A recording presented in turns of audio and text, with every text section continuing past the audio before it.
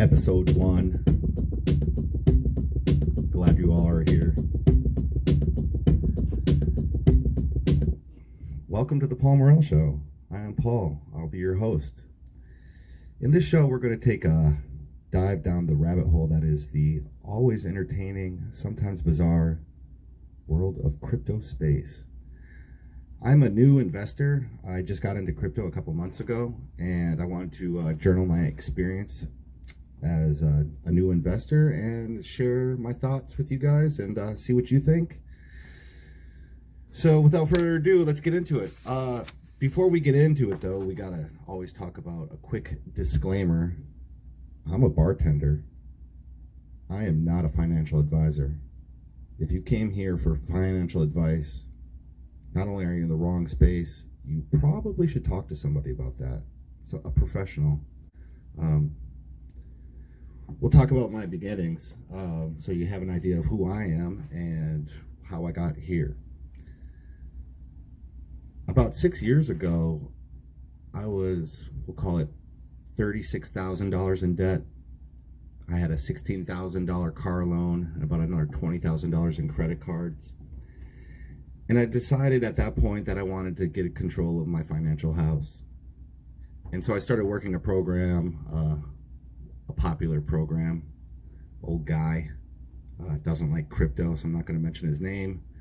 But there's these steps involved, and essentially you just line up your debts, lowest to greatest, and then pay them off one at a time. Make the most you can pay on that one smallest debt, pay that off, build momentum, and continue paying off your debts.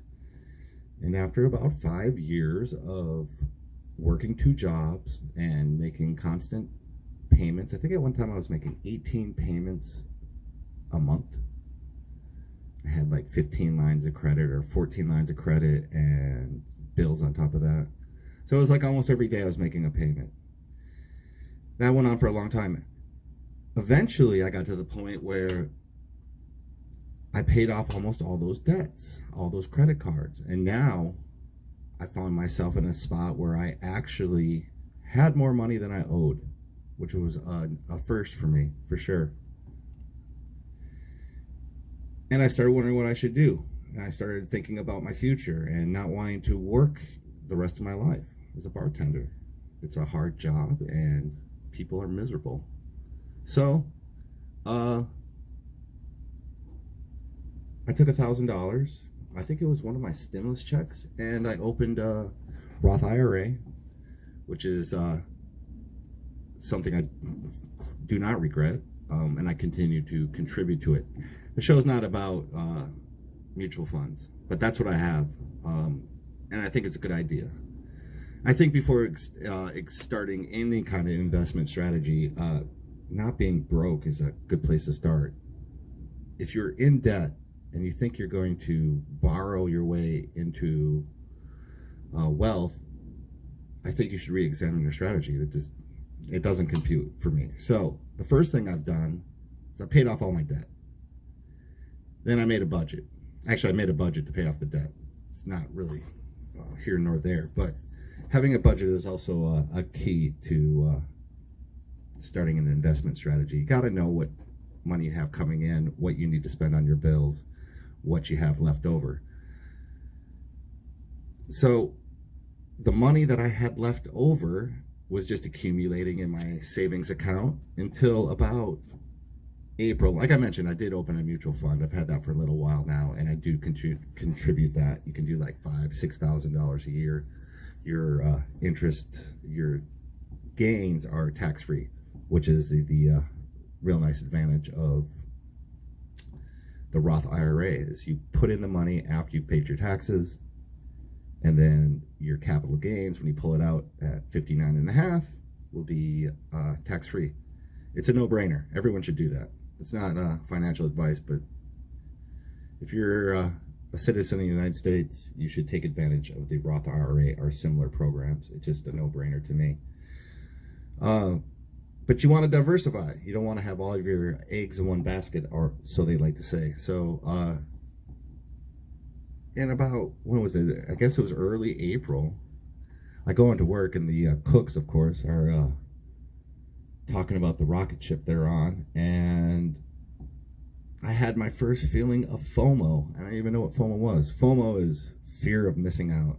There's all kinds of verbiage in the crypto space that you got to get up to speed on. I'm sure if you're watching this, you're probably already aware of these terms, but if you're new, your first term of the day, FOMO, fear of missing out. You have two emotions as a retail investor. You have FOMO and FUD.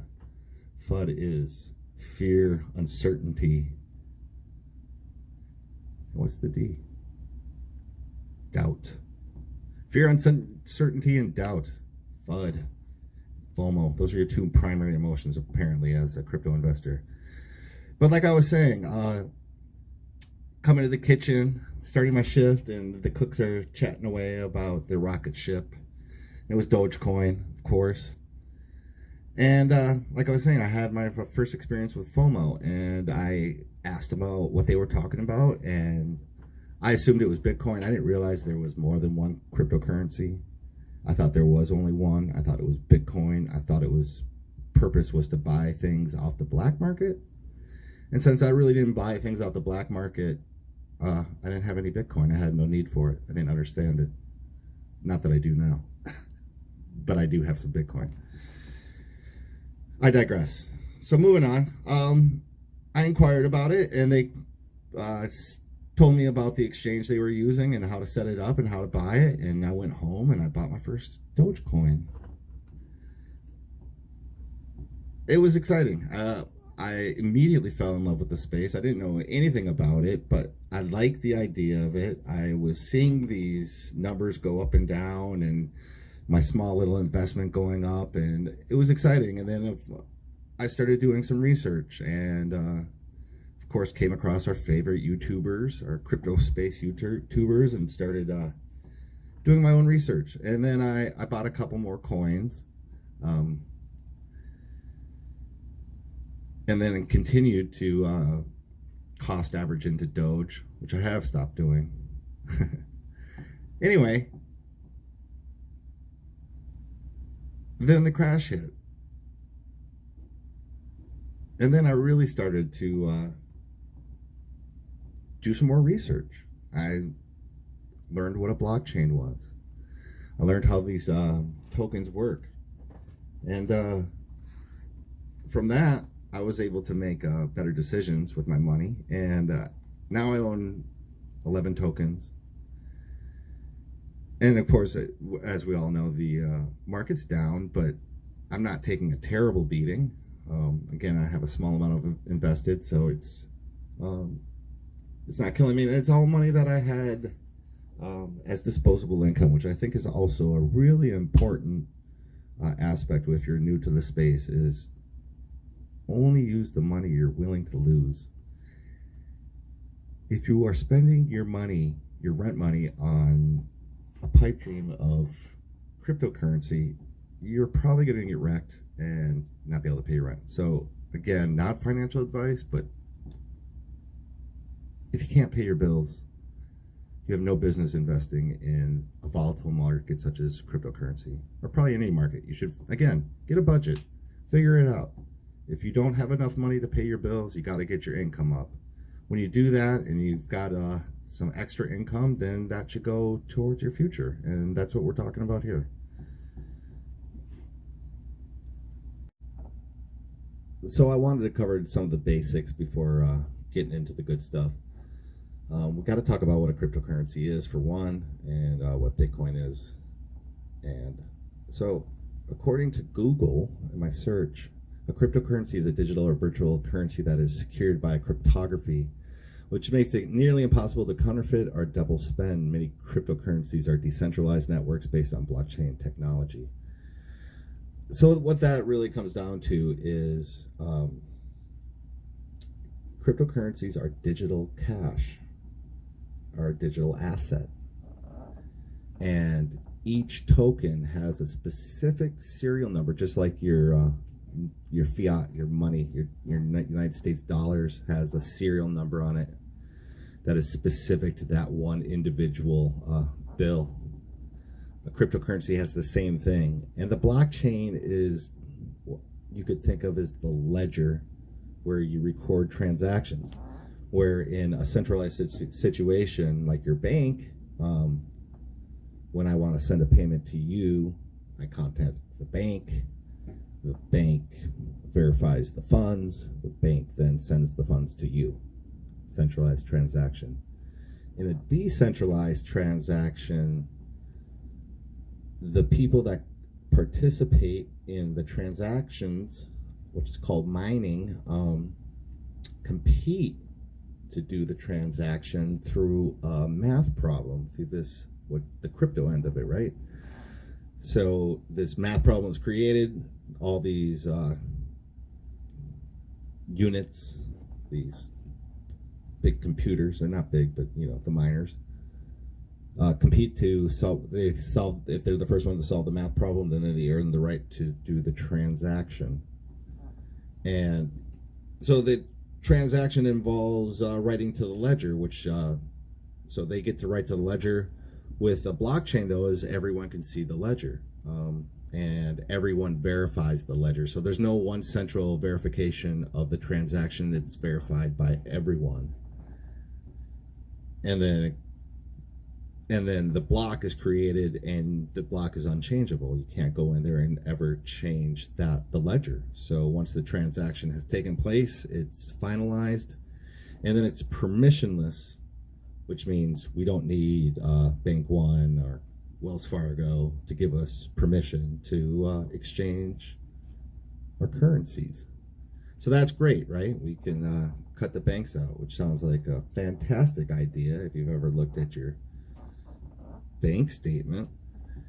Like, seriously, I probably don't know if you can even say it on, I probably shouldn't even say what bank I'm with, but let's just say I've gotten at least 6 lawsuit checks because they keep breaking the law. They can't figure it out.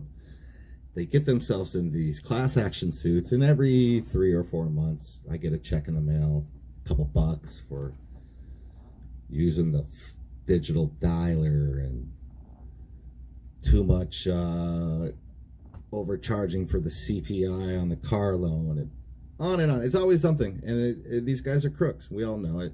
And if we could cut them out of our lives, I think that would be a big step in taking back our freedoms, which is, again, it is the central point of what we're doing here. Really, is we're trying to take back our privacy. We're trying to take back our freedom to exchange information, and we're trying to take back our ability to control our own money. So if those things are important to you, stick around. It should be fun. We're going to war. So that should pretty much clear up what a cryptocurrency is, right? So if it doesn't make sense, that's okay. Stay tuned. There's some really great resources too. If you really want to know, I'm not an expert. I'm not a crypto expert. I want to repeat that. I'm new to the space. I love what I've learned, and I love being involved, and I certainly want to join the conversation of what is going on in the markets. But at the end of the day, I'm not an expert. I'm a bartender, and you should always remember that. This is never a good idea to follow old Paul. I've been around the block and through some alleys, and unless you're ready to go through some alleys, I would just use this as a source of entertainment and information. And then, again, some great resources. Again, I don't want to plug too many people since no one's plugging me, but I'm going to do this one, Coin Bureau. If you really want good educational information, it's where I go. It's where I start. Anytime I'm interested in a new project, I usually start there. I think his content's great. He's got all the triangles and the fancy thumbnails and green screen, and he does it all. And he packages it in a very professional manner and easy to understand. And again, the guy is certainly passionate about the crypto space and been around a long time. You could learn a lot from your elders. So yeah, if you really want to know what crypto is, what it's all about, or if you want to start investigating a new project that you're interested in, I would start with Coin Bureau, hands down. I digress. Let's move on. What is Bitcoin? What is Bitcoin and how does it work? And through the magic of editing, each Bitcoin is basically a computer file which is stored in a digital wallet app on a smartphone or computer. People can send Bitcoins to your digital wallet, and you can send Bitcoins to other people. Thanks. So yeah, again, clear as mud. And it's really not, right? Bitcoin, if you're new, you should think of it as digital gold. It's a store of value. Again, we're getting into some of these terms. Store of value. What's a store of value? What's money? What's currency? Money implies a store of value. Gold is a store of value. Bitcoin is a store of value. Again, a great resource for this is Michael Saylor, his masterclass on Bitcoin. If you really want to get into why it's so important, we're not going to get into that right now. But Bitcoin was the first cryptocurrency on the block and enjoys the largest market share. And it's what all the other coins are typically tied to. So when Bitcoin's up, all your altcoins are up, typically. And you'll get some that bounce and pump and dump. And again, we'll talk about that later. But for conversation's sake, we're going to say that altcoins follow Bitcoin almost to the T. You can compare their charts, and most, at least the top 200, follow it pretty closely.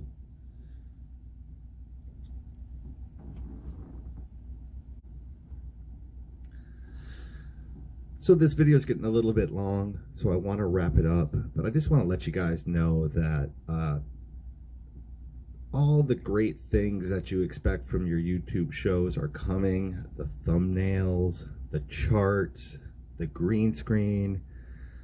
I got a new studio in mind. I got lighting lined up, strobes. Maybe we'll get a smoke machine. I don't know. You know, the sky's the limit. But I felt that it was really important to start making content. I thought that joining the conversation was the most important thing. But I assure you that I'm committed to this program, to my show, and we are going to make it great. So stay tuned. It's going to be a lot of fun. We're going to get into a lot of different subjects. Nothing will be off limits, and I hope you had a good time. I know it was a lot of just boring information to start with, but check out episode 2, and we'll start getting into things that are a little more interesting and putting together a potential money-making strategy. So again, thanks for your sharing your time with me. If you don't mind liking and subscribing, you know the deal. I'd appreciate it. And by the way, I'll never ask you for money. All I ask for you is to share your thoughts and time. So if my name ever was to be tied to anything that is asking you for money, it's a scam. Don't do it. Don't invest in Paul. All right, till next time, till next video. Thanks. Peace.